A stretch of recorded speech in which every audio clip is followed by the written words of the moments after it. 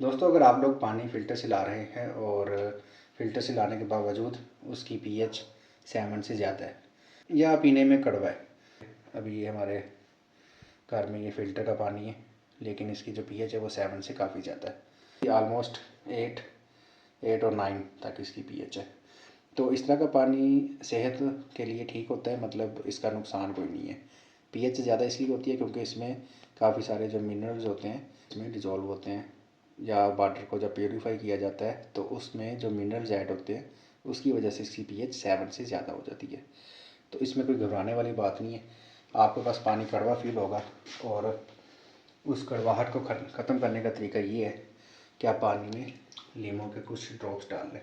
लीमू जो है वो एसिडिक होता है, तो ये जो पानी में मौजूद बेस होगी उसे काफ़ी हद तक ये न्यूट्रल कर देता है और पानी की जो पीएच है वो वापस नॉर्मल 7 तक आ जाती है।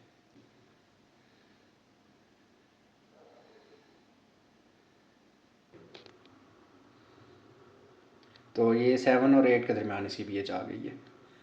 ठीक है, तो इसका टेस्ट काफ़ी हद तक अब फ़र्क हो जाएगा, बेहतर हो जाएगा।